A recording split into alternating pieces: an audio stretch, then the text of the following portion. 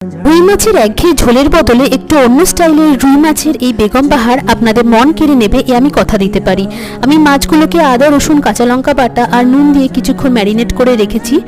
পেঁয়াজ বাটা নিয়েছি, টক দই, কাজু বাদাম, পোস্ত, চারমগজ একসঙ্গে বেটে নিয়েছি। মিক্সিতে আদা রসুন কাঁচা লঙ্কা একসঙ্গে বেটে নিয়েছি। এরপর ম্যারিনেটেড মাছগুলোতে একটু গুঁড়ো ময়দা আর কর্নফ্লাওয়ার মাখিয়ে সাদা তেলে কম আঁচে ভেজে ওই তেলে শুকনো লঙ্কা, তেজপাতা, গোটা গরম মশলা ফোড়ন দিয়ে পেঁয়াজ বাটা ছেড়ে দিয়েছি। হালকা ভাজা হলে আদা রসুন লঙ্কা বাটা, নুন, 1 চামচ ধনে গুঁড়ো, 1/2 চামচ গোলমরিচ গুঁড়ো দিয়েছি। এরপর দিলাম ওই টক দই আর বাদাম বাটার মিশ্রণটা। ঝোলের ক্ষেত্রে দুধ বা জল যা খুশি ব্যবহার করা যেতে পারে, আমি এক্ষেত্রে দুধ ব্যবহার করেছি। মাছগুলো ছেড়ে দিয়ে কম আঁচে কিছুক্ষণ ফুটিয়ে নামানোর আগে ঘি গরম মশলা দিয়ে 10 মিনিট ঢাকা দিয়ে রাখলেই তৈরি আমাদের রুই বেগম বাহার।